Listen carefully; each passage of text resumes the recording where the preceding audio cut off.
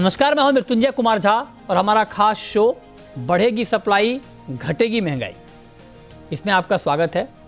और आज का ये शो हमारा इसलिए महत्वपूर्ण है क्योंकि अब आप देखिए कि मंडियों में नए चने की आवक शुरू हो गई है और अगले कुछ दिनों में सरसों की अराइवल शुरू होने वाली है। तो सवाल ये है कि क्या नई आवक आने के बाद जब मार्केट में नई फसल आएगी या उसकी रफ्तार तेज़ होगी आने की, तो क्या तेल और दाल के दाम और कम होंगे? इसी पर हम बातचीत करेंगे।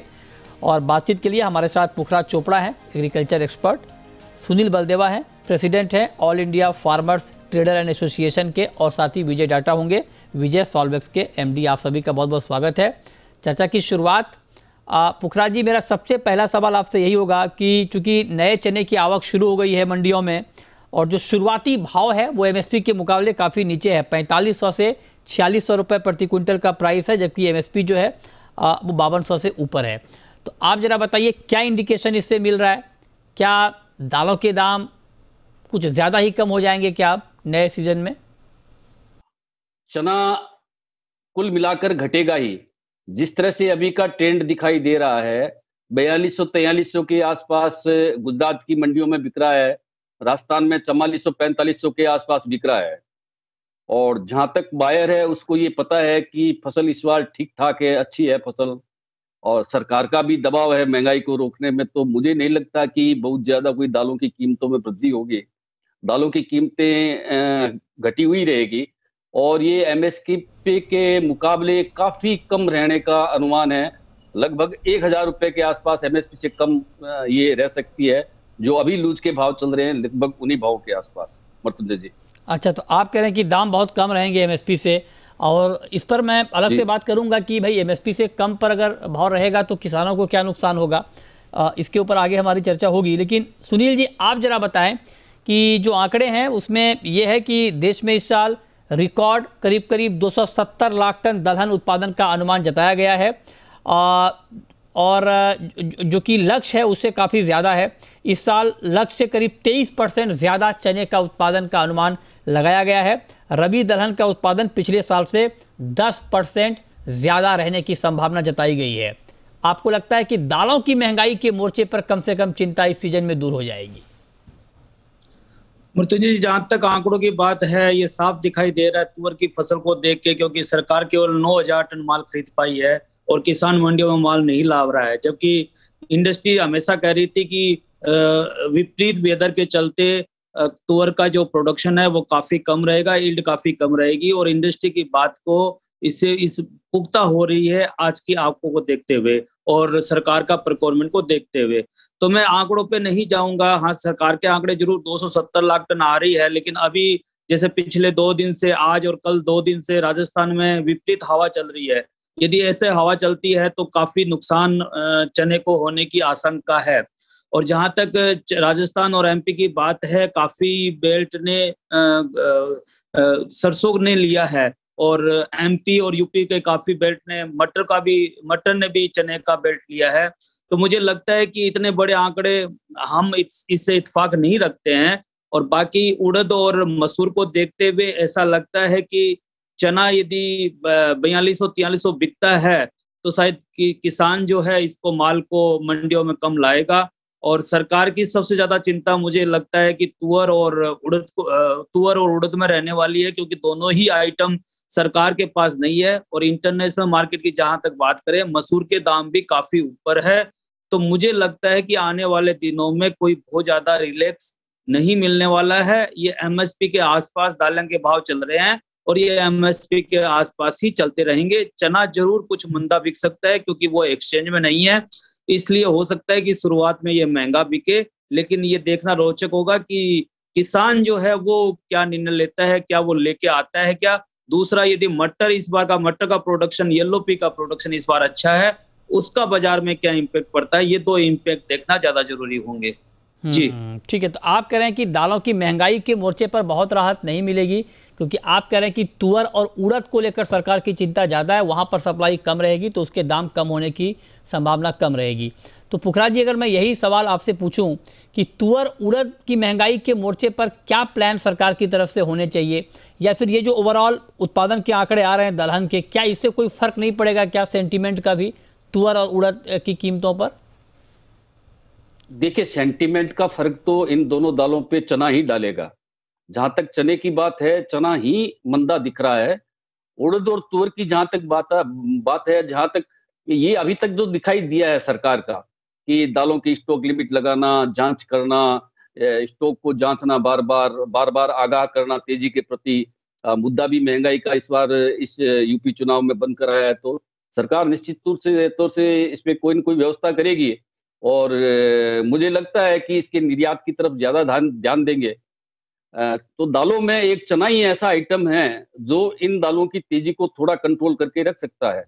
वरना तो ये हमेशा भारत में इसकी कमी रहती है दालों की, तो वो कमी तो जग जाहिर है। उसमें कोई किंतु परंतु नहीं है। जहां तक अभी सुनील जी ने बताया कि राजस्थान के अंदर जोरदार हवा, तेज हवा चल रही है, निश्चित रूप से आज बहुत तेज हवा चल रही है, मौसम भी खराब है।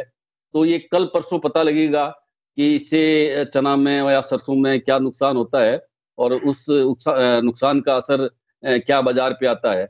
एक और बात है कि वायदा न होने से भी इसकी बड़ी तेजी के अंदर रुकावट बनेगी। चने की बड़ी तेजी में रुकावट बनेगी, जो दूसरी दालों को अपने आप कंट्रोल में रखेगी। मृत्युंजय जी। अच्छा, ठीक है। तो ये मतलब आप ये कह रहे हैं कि चने से ही जो सपोर्ट मिलना है, मतलब सपोर्ट से मतलब ये कि दाम काबू में रहेंगे, वहाँ पर चने की कीमतों से ही सपोर्ट मिल सकता है, क्योंकि बाकी दालों को लेकर तो किल्लत है। लेकिन आप जरा बताइए सुनील जी, कि आप कह रहे हैं कि तुअर और उड़द को लेकर चिंता रहेगी। ये चिंता क्यों रहेगी सर, जबकि 270 लाख टन के आसपास का रिकॉर्ड उत्पादन का अनुमान जताया गया है? तो मतलब ओवरऑल सप्लाई के मोर्चे पर दिक्कत रहेगी, या सिर्फ आप कह रहे हैं कि तुअर उड़द को लेकर दिक्कत रहेगी? या अगर मान लीजिए ओवरऑल सप्लाई ठीक रहेगी, तो क्या फिर बाकी पल्सेस के दाम कंट्रोल में नहीं रहेंगे? सबसे पहले तो 270 लाख टन के आंकड़ों पे ही इंडस्ट्री का प्रश्न चिन्ह है। और जैसा मैंने आपको बोला, सरकार 36 लाख टन तुअर मान रही है, लेकिन सरकार को केवल प्रोक्योरमेंट 9 लाख टन हुआ है, जबकि इंडस्ट्री का ये कहना है कि 28 लाख टन से ±5% केवल तुअर का उत्पादन होगा। और बाहर की भी बात करें तो हम अभी अफ्रीका देशों में कोई भी तुअर नहीं है, केवल म्यांमार में है। और म्यांमार 31 मार्च तक ही माल को म्यांमार से इंपोर्ट किया जा सकता है। तो मुझे लगता है कि ये भी सरकार को शायद बढ़ाना पड़े। और सरकार के पास सबसे बड़ी चिंता ये रहेगी कि उसके पास बफर नहीं है। बफर नहीं होने से सरकार का एक चिंता ये रहेगी कि कहीं तेजी आती है तो हम कंट्रोल कैसे करेंगे। तो मुझे लगता है कि उड़द और तुअर, क्योंकि इंटरनेशनल मार्केट से बहुत ज्यादा उम्मीद नहीं है, इसलिए सरकार की चिंता रहेगी। जहां तक मसूर का सवाल है, मसूर की प्रोडक्शन अच्छी है, लेकिन फिर भी हमें मसूर का इंपोर्ट का जरूरत रहेगा और आगे जाके मसूर को इंटरनेशनल मार्केट पे आना पड़ेगा। इसीलिए आपने देखा कि सरकार ने मसूर पे भी ड्यूटी कम करी है। तो मुझे लगता है कि कई बाकी दालों को देखते हुए मुझे लगता है कि चने ज्यादा मंदा नहीं रहेगा। यदि चना 4200-4300 होता है तो शायद किसान माल नहीं लाएगा, क्योंकि किसानों ने पिछली बार तेलों में अच्छे पैसे कमा रखे हैं। इसलिए मुझे लगता है कि वो चने को रोकने में सक्षम होगा। बड़े किसान या जिन किसानों को पैसों की जरूरत नहीं है, वो शायद चना रोकेगा। तो ये देखना ज्यादा रोचक होगा कि अप्रैल और मई में महाराष्ट्र और गुजरात के जहाँ पे फसलें अच्छी है, वहां का किसान क्या करता है। अभी 4200-4300 में थोड़ी बहुत मात्रा में गुजरात में चना आ रहा है और वो मंडियों में बिक भी रहा है। ये आप कह रहे हैं कि बहुत ज्यादा मंदा नहीं होगा। तो लेकिन तो ऐसे में क्या पुखरा जी, ये माना जाए कि किसानों के लिए बहुत चिंता की बात नहीं है? बेशक अभी मंडियों में चने का भाव एमएसपी से नीचे हो, लेकिन बहुत ज्यादा नीचे नहीं आएगा और किसानों को ठीक ठाक भाव मिलेगा सर दालों का? देखिए, ये अभी जो 4200-4300 के भाव जो गुजरात में बिक रहे हैं, वहाँ चने की अच्छी पैदावार है इस बार, तो ये लगभग नीचे के भाव है। इसमें अब 200-300 रुपए घटना बढ़ना तो अलग बात है, पर एमएसपी के भाव लगभग 6 महीने या 5 महीने चना मेंटेन नहीं कर पाएगा। एमएसपी से तो ये नीचा ही बिकेगा। और जहां तक किसान की बात है, किसान को भाव कम है तो वैसी यील्ड किसान को अच्छी मिल रही है, तो इसका बहुत ज्यादा असर किसान पे नहीं होगा। मृत्युंजय जी। अच्छा, तो आप कह रहे हैं कि यील्ड अच्छी है और दाम भी बहुत ज़्यादा नहीं नीचे आएंगे। लेकिन अगर एक लाइन में मैं ओवरऑल लबोलुबा पूछूं आपसे सुनील जी, कि नए सीजन में दाल महंगी होगी या सस्ती होगी, तो क्या जवाब होगा आपका? मेरा ये कहना है कि नई सीजन में लगभग एमएसपी से 5% नीचे या ऊपर दालें बिकती रहेगी। हमारे हिसाब से वो तेजी नहीं है, सरकार की नीतियों के हिसाब से भी तेजी नहीं है, लेकिन कभी कभी कंज्यूमर को देखते हुए सरकार उसको तेजी मान लेती है। पिछले सालों को देखते हुए हमारा ये कहना है कि यदि एमएसपी के आसपास यदि दालें बिकती है तो वो जायज भाव होंगे और वो किसानों और देश के लिए दोनों के लिए अच्छा होगा। ठीक है, तो ये आप कह रहे हैं कि बहुत ज़्यादा दाम नहीं बढ़ेंगे और ना बहुत ज़्यादा घटेंगे। आप कह रहे हैं कि एमएसपी के आसपास दाम रहेंगे, जो कि एक जायज़ भाव है, ताकि किसानों को भी अच्छा भाव मिलते रहे और कंज्यूमर के लिए वो बहुत पेनफुल ना हो, कंज्यूमर को भी ठीक ठाक भाव पर दालें मिलती रहेंगी। ये दालों पर निष्कर्ष में अब तक निकल कर आया है। छोटा सा ब्रेक लेंगे और ब्रेक के बाद हम बात करेंगे खाने के तेल की, कि क्या खाने के तेल की कीमतें कम होंगी क्या नए सीजन में, जब सरसों की आवक शुरू होगी तो क्या उस मोर्चे पर राहत मिलेगी। इस पर बात ब्रेक के बाद, आप बने रहिए हमारे साथ।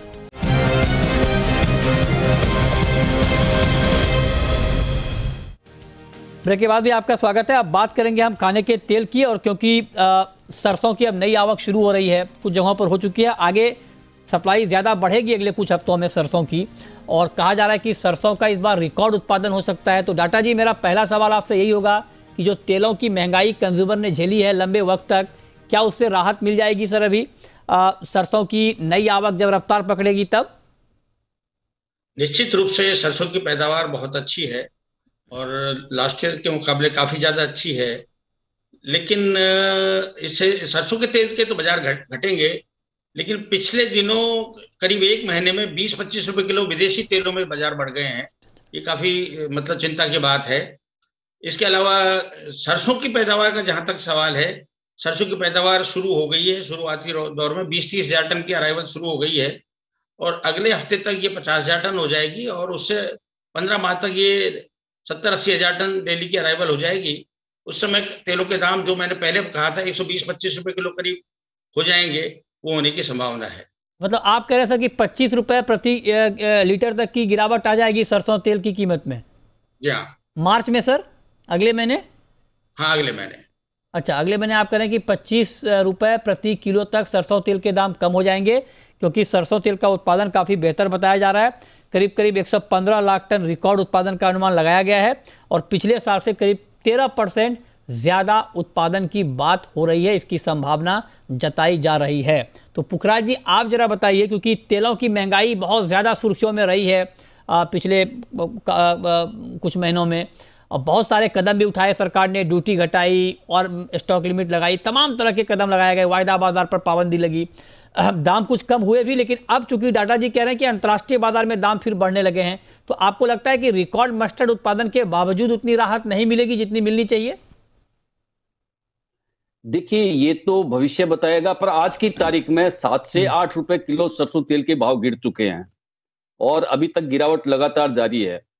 हमारे राजस्थान के अंदर 66% ज्यादा सरसों आने का अनुमान है, जो शायद अब तक का रिकॉर्ड होगा। 36 लाख टन पिछली बार की पैदावार थी, जो इस बार 60 लाख टन होने की उम्मीद है। तो सरसों जैसे जैसे आएगी, सरसों तेल पे दबाव रहेगा। अन्य तेल जो विदेशों से आते हैं उसकी कमी रह सकती है, पर जहां तक पर्टिकुलर सरसों तेल की बात है, तो सरसों तेल में बहुत बड़ी तेजी नहीं है। इसके भाव में जरूर गिरावट आएगी और कंज्यूमर को, उपभोक्ता को ये तेलों में बड़ी राहत मिलेगी, ये निश्चित है मृत्युंजय जी। और जिस तरह का उत्पादन सामने दिख रहा है। हाँ जी। अच्छा सुनील जी, एक बात मैं आपसे पूछना चाहता हूं, क्योंकि आप agri farmers and trader association के प्रेसिडेंट भी हैं, फार्मर और ट्रेडर दोनों की नुमाइंदगी आप करते हैं। क्या ऑयल का प्राइस उस लेवल में रहेगा कि किसानों को भी अच्छा भाव मिलेगा, ट्रेडर को भी कोई परेशानी नहीं होगी और कंज्यूमर को भी राहत मिलेगी? ये विन विन सिचुएशन आप देख रहे हैं क्या इस सीजन में खाने के तेल की कीमतों को लेकर?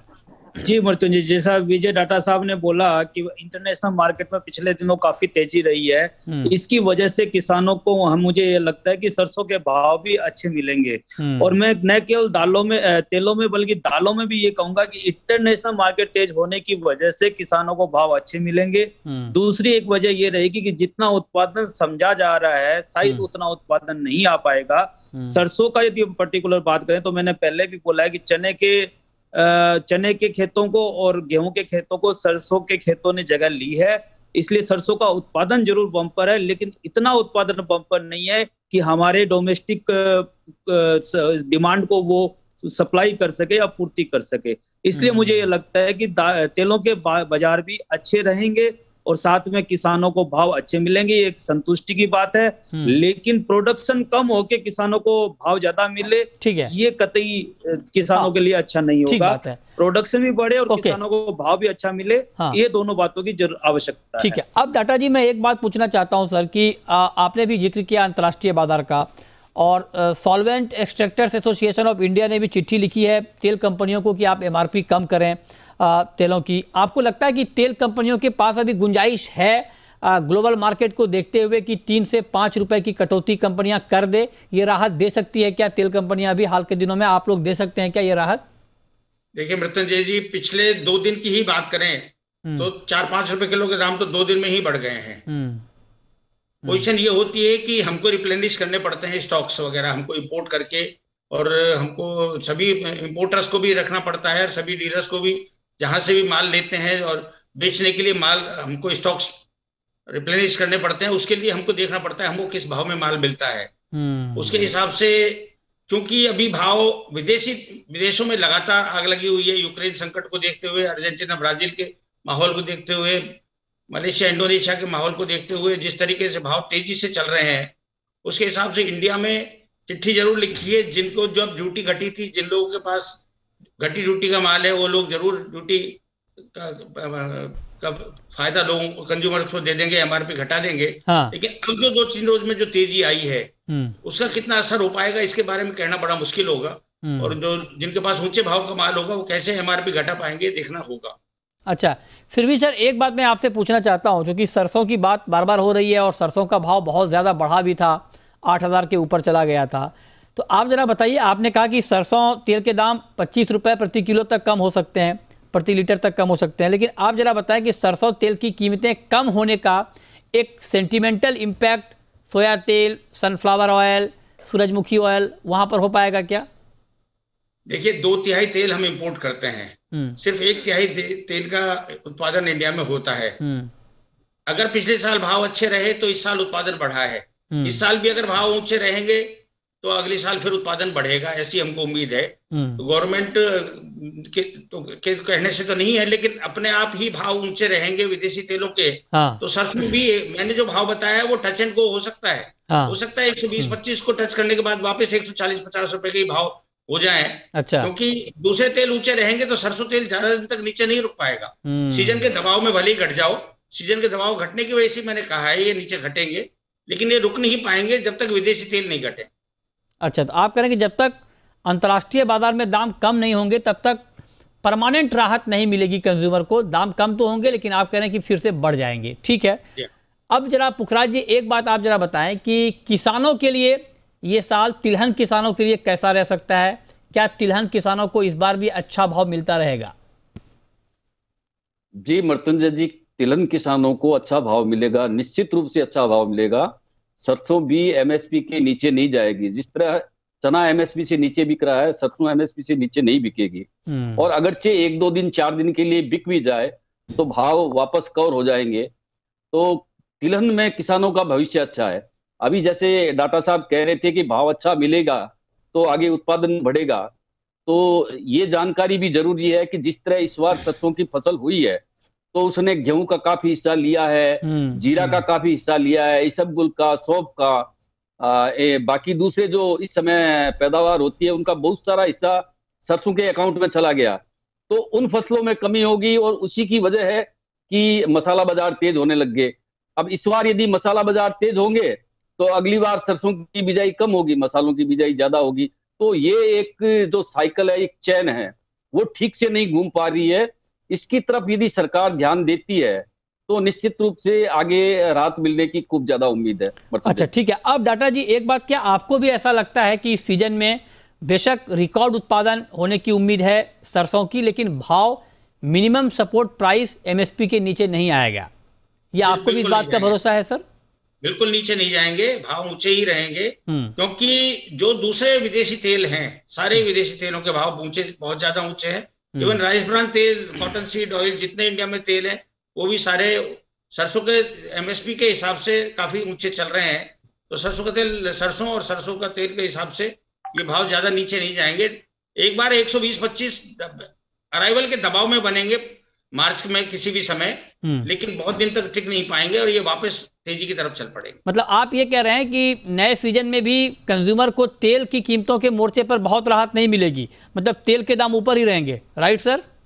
जी हाँ साहब, विदेशी तेलों के भाव को देखते हुए। जी अच्छा, विदेशी तेलों के भाव को देखते हुए, तो फिर क्या सरकार के पास कोई गुंजाइश है क्या सुनील जी कि कंज्यूमर को कुछ और राहत मिले? क्योंकि सरकार ने बहुत सारे कदम तो उठा लिए, तेल की कीमतें कम करने को लेकर, दाल की कीमतें कम करने को लेकर, क्या लेकिन अभी भी कुछ रूम है क्या कंज्यूमर को राहत देने के लिए? देखिए मथुर जी, मैं हमेशा कहता रहा हूं कि कुछ सालों के लिए, कुछ शॉर्ट टर्म के लिए हमें कंज्यूमर को भूलना होगा। और एक बात और बता दूं कि हमारी 55% जनसंख्या जो है वो खेती पे निर्भर है, तो 55% हमारे कंज्यूमर तो इनडायरेक्टली भाव बढ़ने से लाभान्वित होते हैं, उनको ज्यादा फर्क नहीं पड़ता। बाकी 45% जो हमारी जनता है उसको कुछ समय के लिए सेक्रीफाइस करना पड़ेगा देश के लिए, किसानों के लिए, ताकि हम आत्मनिर्भर बन सके। इसलिए मुझे ये लगता है कि यदि भाव अच्छे रहेंगे तो दाल और तिलहन दोनों की पैदावार बढ़ेगी, गेहूं और चावल की पैदावार अपने आप कम हो जाएगी। जैसा अभी पुखराज जी ने भी बताया कि बाकी दालों सरसों की तरफ चले गए, बाकी जिनसों को छोड़ के, जिसका इम्पैक्ट इस साल दिखाई दे रहा है। मुझे लगता है अगले साल हमें बाकी जिनसों का भी इम्पैक्ट दिखाई देगा और किसानों को भाव अच्छे मिलेंगे। ओके, बहुत शुक्रिया सुनील जी आपका, पुखराज जी आपका, विजय जी आपका जुड़ने के लिए और डिटेल में बताने के लिए कि जब नई सप्लाई बढ़ेगी दलहन की और तिलहन की तो कीमतों के ऊपर क्या इम्पैक्ट होगा। तो फिलहाल इस खास शो में इतना ही, छोटा सा ब्रेक के बाद भी खबरें जारी हैं। नमस्कार।